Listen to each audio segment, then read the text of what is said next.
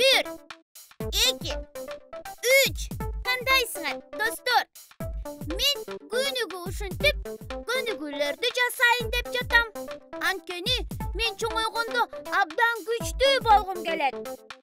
Кийилтейген таштарды көтөрүп, Кожомкул Баатыр атабыздай болгум келет. Кожомкул Баатырды билесиңерби? Анда эмесе, мен силерге Кожомкул Баатыр тууралуу айтып берейин.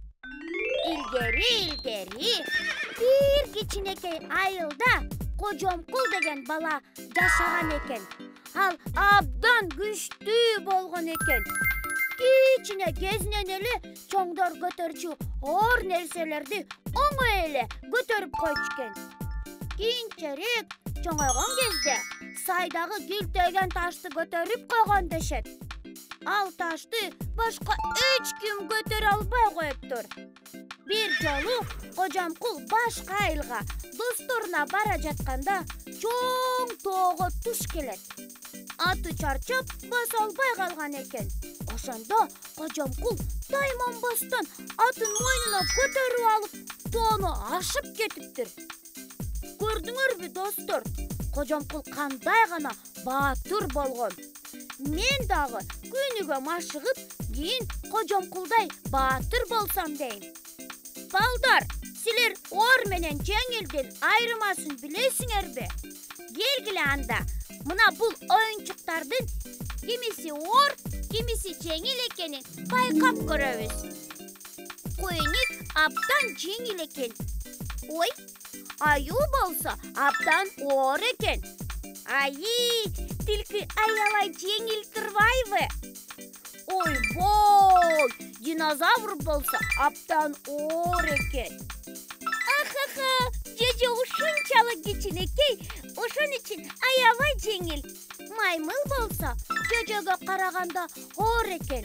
Менин роботум маймылдан оор. Ит болсо роботтан жеңил. А бирок ит мышыктан оор. Досторум, көрдүңөрбү?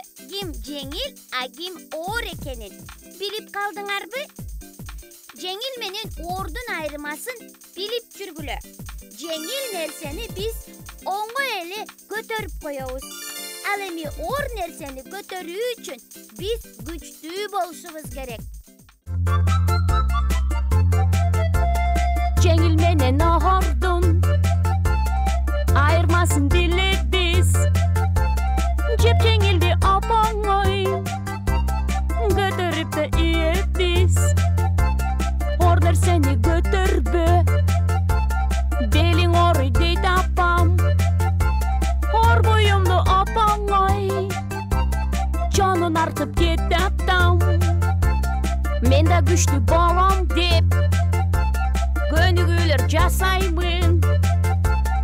Өзүм мактап өзүмдү Кожомкул деп атайм.